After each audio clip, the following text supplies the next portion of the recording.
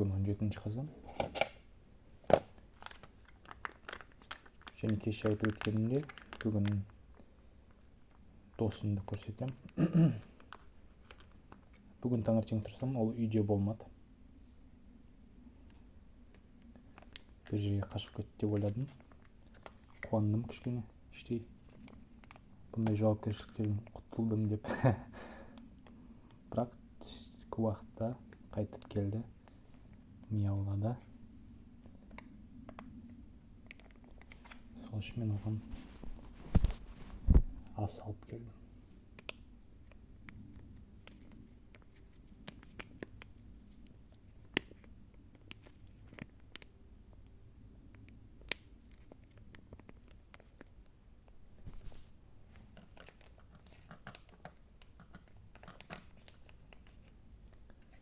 Таңертең жоқ болып кеткенде кеше төсегіме орамал бір заттарды лақтырып жібермекші болдым,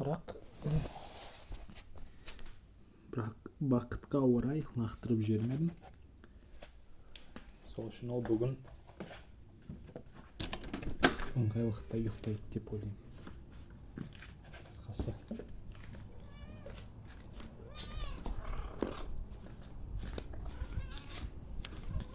Не бүгінгі кейіпкер кішкене бір түрлі. Беті дұрыс көрмей тұр. Әй, кіс. Тамақ болса болды. Ал тамақ болмаса аяққа жабысады.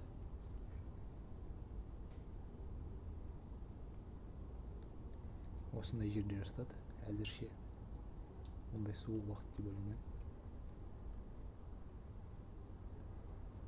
Қысқасы, бүгінгі күн туралы айтып өтейін. Бүгін бізде 17 қазан жұма күні.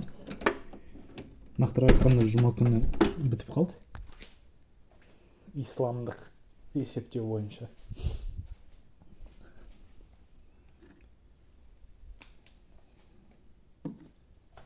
Бүгінгі күн туралы айтып өтсем. Бүгін үйде болдым.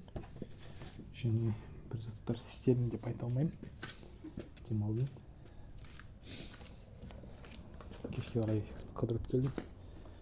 Жаяу жүріп.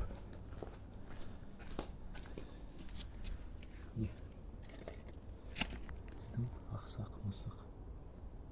Оны дәрігерге апару керек.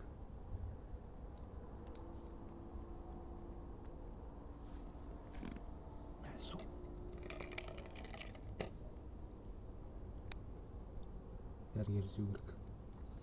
Бірақ мен тұратын әзірше тұрып жүрген жерде интернеттен ешқандай бір мәлімет таба алмадым. Бірақ бәрібір іздеп көру керек. Қысқасы болды.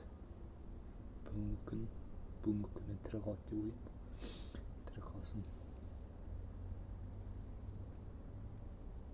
Бұл дос жетеді.